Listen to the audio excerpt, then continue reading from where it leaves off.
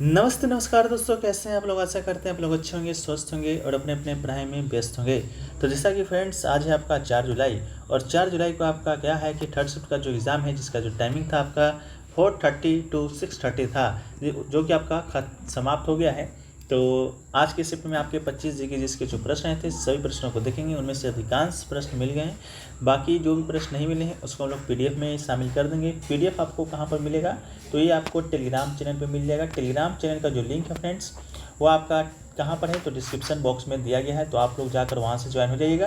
बाद बाकी वीडियो अच्छा लगे तो वीडियो को लाइक कर दीजिएगा, चैनल पर नए होंगे चैनल को सब्सक्राइब कर दीजिएगा, नोटिफिकेशन कॉल पे क्लिक कर दीजिएगा, ठीक है। तो देखिए, आज का जो हमारा पहला प्रश्न दोस्तों पूछा गया था कि लोकतक झील है जो कि किस राज्य में स्थित है, ठीक है। तो लोकतक झील की बात करेंगे तो ये दोस्तों आपका कहाँ स्थित है, तो मणिपुर राज्य में स्थित है। तो इसका राइट आंसर क्या हो जाएगा, मणिपुर।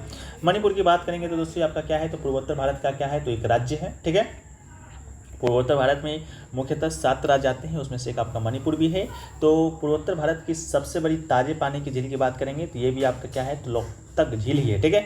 इसके अलावा एक और आपका मणिपुर में आपका क्या है, तो केवुल लामजाओ राष्ट्रीय उद्यान है, जो कि दोस्तों विश्व का एकमात्र तैरता हुआ उद्यान है। ये भी शायद आपके आज के क्वेश्चन में आया था। वीडियो को जब हम लोग आगे बढ़ेंगे तो इस क्वेश्चन को भी डील करेंगे, ठीक है। तो ये आपका राष्ट्रीय उद्यान लोकतक झील के दक्षिण भागों में स्थित है। केवुल लामजाओ राष्ट्रीय उद्यान संघ यानी कि डांसिंग डियर का निवास स्थान है। इस बात को भी आप लोग क्या कीजिएगा, याद रखिएगा।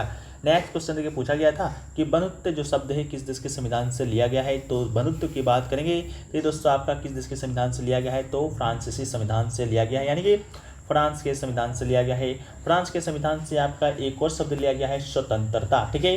स्वतंत्रता, बंधुत्व और समानता, ठीक है। ये जो 3 शब्द है वो दोस्तों आपका फ्रांस के ही संविधान से लिया गया है। आप लोग को मालूम होगा, फ्रांस में दोस्तों आपका 1789 में एक आपका क्रांति हुआ था, जो कि फ्रांसीसी क्रांति, ठीक है। फ्रांसीसी क्रांति के नाम से जाना जाता है।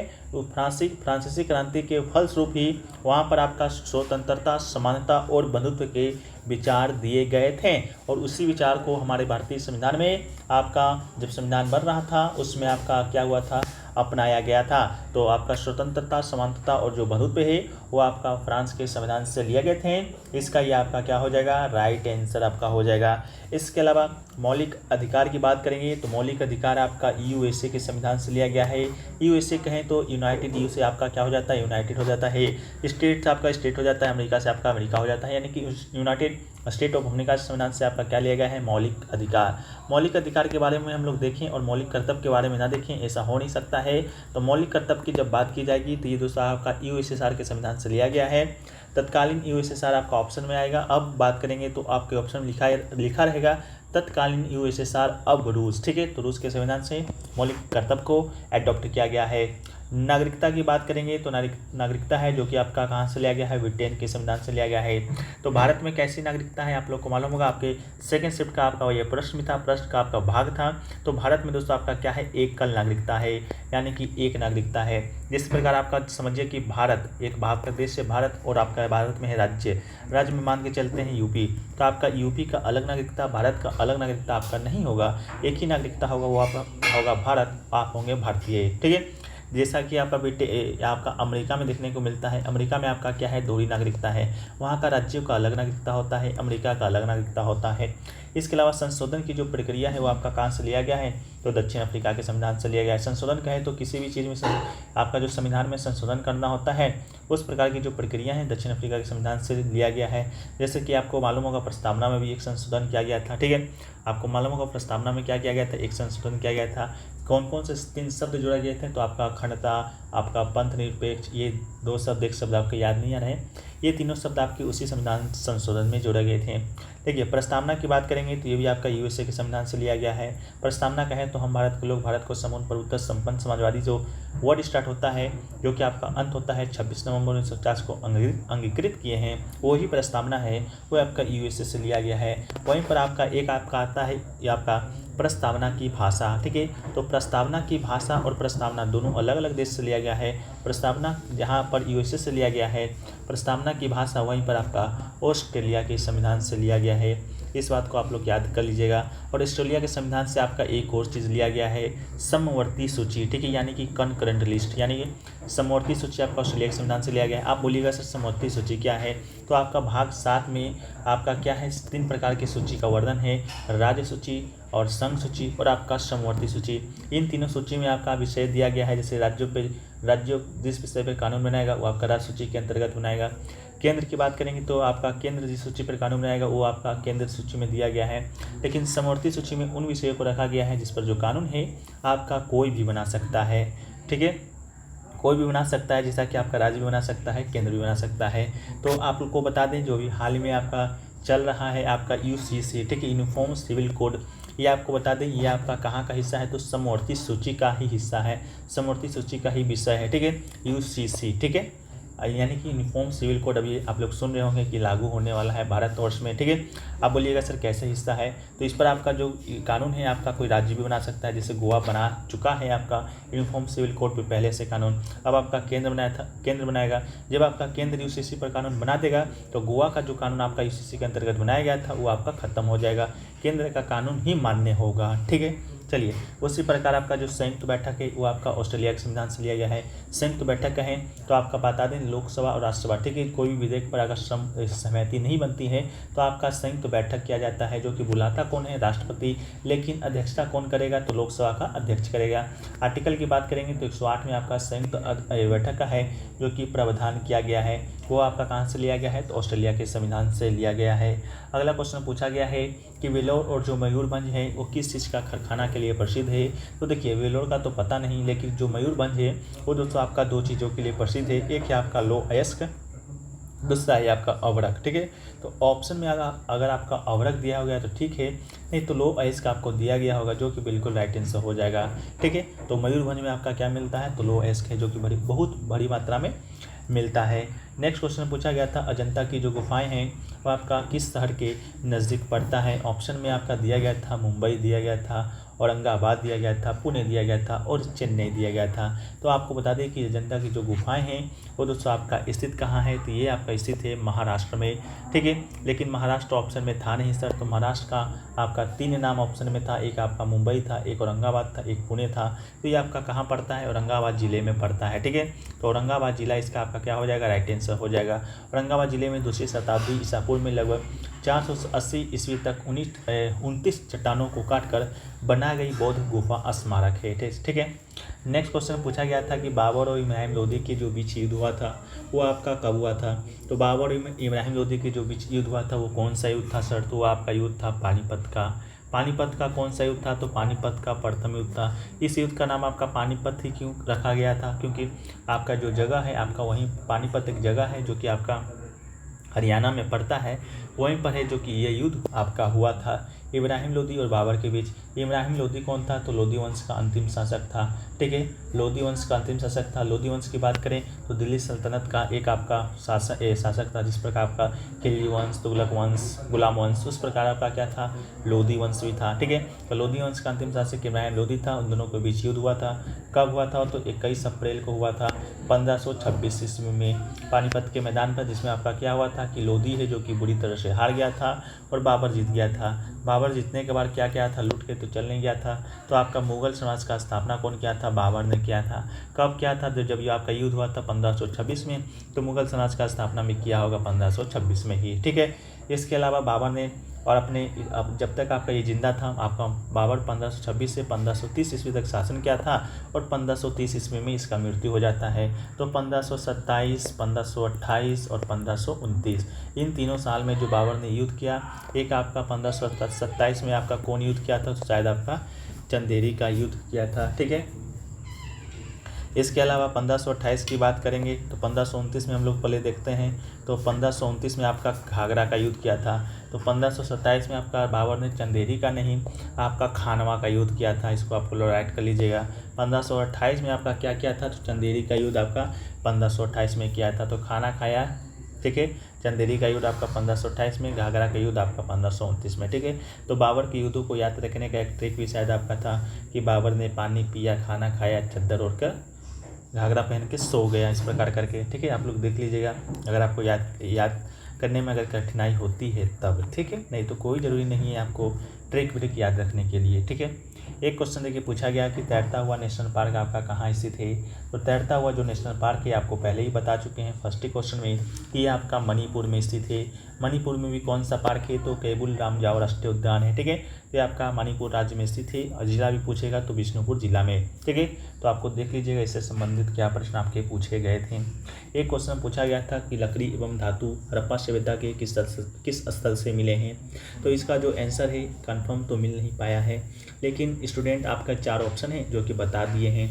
एक आपका ऑप्शन बताया है कालीबंगा, तो कालीबंगा से आपका मिला है क्या, अग्निवेदिकाएँ मिली हैं, ऊँट की हड्डियाँ मिली हैं और लकड़ी का हल मिला है। ठीक है, तो देखिए लकड़ी ऑप्शन में था तो लकड़ी का हल मिला है, तो शायद आपका कालीबंगा राइट आंसर हो सकता है, कंफर्म नहीं है। अगला है आपका रोपर, रोपर से क्या क्या मिला है, तो तांबे का जार का एक टूटी कटोरी मिली है, टेराकोटा की बनी चूड़ियाँ मिली हैं, हड्डिया का खोल मिला है, कुछ हड़प्पाई निर्माण मिले हैं। तो आपका रोपर तो होगा नहीं। इसके अलावा बनवाली से क्या मिला है, तो बनवाली से आपका मिला है मनके। इसके अलावा जौ मिला है, हड़प्पा संस्कृतियों के साक्ष्य भी मिले हैं। इसके अलावा एक ऑप्शन था आपका लोथल, लोथल से क्या क्या मिला है, तो मानव निर्मित बंदरगाह मिले हैं। इसके अलावा गोदीवारा कहें तो आपका बंदरगाह, चावल की भूसी मिली है, अग्निवेदिकाएँ मिली है, शतरंज का खेल मिला है। तो मेरे ख्याल से आपका इसका राइट आंसर कालीबंगा हो जाना चाहिए। नेक्स्ट क्वेश्चन पूछा गया कि अस्पृश्यता का जो अंत है संविधान के किस अनुच्छेद में वर्णित है। तो इसका जो राइट आंसर आपका हो जाएगा अनुच्छेद 17 हो जाएगा। अस्पृश्यता से संबंधित जो भी अनुच्छेद है आपका अनुच्छेद 17 से संबंधित है। ठीक है, तो आपका इसका राइट आंसर क्या हो जाएगा, तो अनुच्छेद 17 हो जाएगा। इसके अलावा हम लोग बात कर ले अनुच्छेद 15 की, तो अनुच्छेद 15 आपका क्या कहता है, तो जाति, लिंग या जन्म स्थान के आधार पर भेदभाव से संबंधित प्रावधान आपका अनुच्छेद 15 में किया गया है। अनुच्छेद 16 की बात करेंगे तो लोक नियोजन में अवसर की समानता का प्रावधान है, जो कि आपका अनुच्छेद 16 में किया गया है। इसके अलावा अनुच्छेद 18 की बात करेंगे तो उपाधियों का अंत आपका अनुच्छेद 18 में किया गया है। अनुच्छेद 19 की बात करेंगे तो अभिव्यक्ति एवं स्वतंत्रता व्यक्ति की स्वतंत्रता आपका अनुच्छेद 19 में किया गया है। अनुच्छेद 20 की बात करेंगे तो अपराधों के लिए दोष सिद्धि के संबंध में संरक्षण से संबंधित है। और अनुच्छेद 21 की बात करेंगे तो जीवन और व्यक्तिगत स्वतंत्रता के संरक्षण से संबंधित अनुच्छेद है। ठीक है, नेक्स्ट क्वेश्चन पूछा गया था कि कर्क रेखा है जो कि किस पर्वत श्रेणी से होकर गुजरता है जी। तो कर्क रेखा आपका गुजरता है अरावली पर्वत से। अरावली पर्वत स्थित कहाँ है, तो गुजरात और राजस्थान के क्षेत्र में आपका अरावली पर्वत आता है। तो अरावली पर्वत इसका क्या हो जाएगा, राइट आंसर हो जाएगा। इसके अलावा बात कर लेते हैं कर्क रेखा यानी कि कैंसर लाइन का, तो भारत के 8 राज्यों से होकर गुजरता है।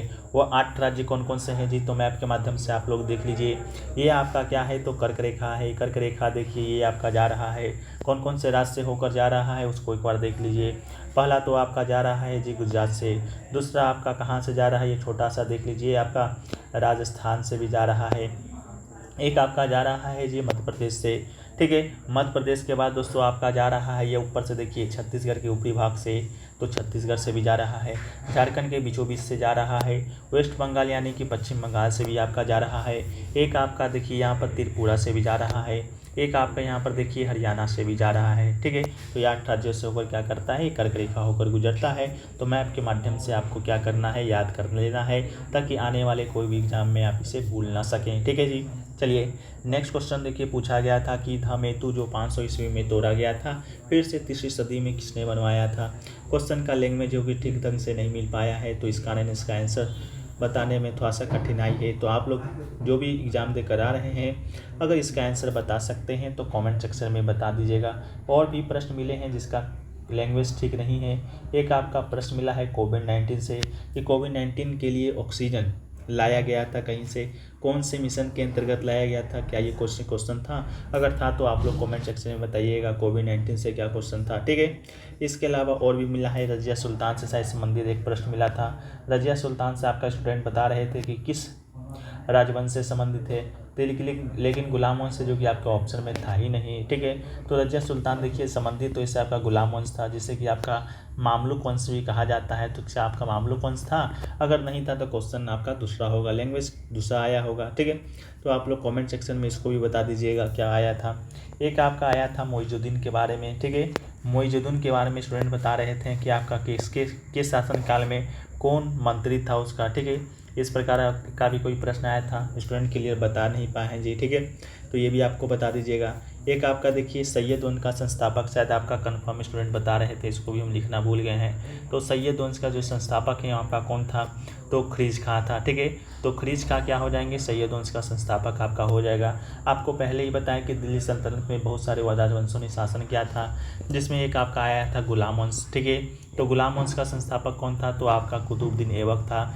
लेकिन वास्तविक संस्थापक पूछेगा तो इल्तुतमिश मार के आना है। दूसरा आपका आता है खिलजी वंश जी। खिलजी वंश का स्थापना किसने किया था, तो ये आपका जलाउद्दीन खिलजी ने किया था। अलाउद्दीन खिलजी आपको नहीं मार देना है, आपका कौन किया था, जलाउद्दीन खिलजी ने किया था। फिर आता है आपका तुगलक वंश। तुगलक वंश का स्थापना किसने किया था, तो तुगलक वंश का स्थापना किया था गयासुद्दीन तुगलक। ठीक है, किसने किया था, गयासुद्दीन तुगलक ने किया था। इसके अलावा आपका चौथा आता है सैयद वंश, जिसका स्थापना ख़रीज खां ने किया था, जो कि आज आपसे पूछा गया था। पाँचवा आपका आता है लोदी वंश, जिसका स्थापना आपका कौन किया था, बहलोल लोदी ने किया था। ठीक है, बहलोल लोदी ने किया था। अंतिम शासक इब्राहिम लोदी था, जो कि बाबर के हाथों हार का सामना करना पड़ता है उसको, और उसके बाद वो मृत्यु हो जाता है। इसके अलावा लोदी वंश का खात्मा हो जाता है। लोदी वंश के साथ साथ आपका ये जो पांचों चले आ रहे थे दिल्ली सल्तनत का राज्य, वो भी समाप्त हो जाता है। ठीक है, एक आपका बायोलॉजी से भी क्वेश्चन आ रहा था, वो भी स्टूडेंट नहीं बता पाए हैं। ठीक है, तो इस प्रकार से संबंधित और भी प्रश्न पूछे गए थे, जो कि मिल नहीं पाया है। ठीक है, बाकी मिलेंगे तो आपको मालूम ही है हम लोग कहाँ बेचते हैं, कॉमेंट सेक्शन में दे देते हैं, कॉमेंट सेक्शन में दे भी देते हैं, इसके साथ ही साथ PDF में भी ऐड कर देते हैं। ठीक है, तो आप लोग PDF को ज्वाइन जरूर कर लीजिएगा। टेलीग्राम चैनल का लिंक डिस्क्रिप्शन में दिया गया है, आप लोग जाकर वहां से प्राप्त कर लीजिएगा। हम लोग मिलते हैं कल के फर्स्ट शिफ्ट के वीडियो में। आज का ये वीडियो अगर पसंद आया होगा आपको, तो वीडियो को लाइक कर देना है। चैनल पे नए होंगे चैनल को सब्सक्राइब कर देना है। सब्सक्राइब करने के साथ ऑल का बटन एक आपको दिख रहा होगा। ठीक है, तो बिल्कुल मुफ्त में आपको ऑल पे क्लिक कर देना है। जैसे कि कोई भी वीडियो अगर आपका CRPF ट्रेड्समैन से संबंधित आए, तो आपको सबसे पहले जानकारी मिल सके उसके बारे में। ठीक है, तो चलिए हम लोग मिलते हैं कल के नए वीडियो में। जब तक के लिए जय हिंद, जय भारत, वंदे मातरम।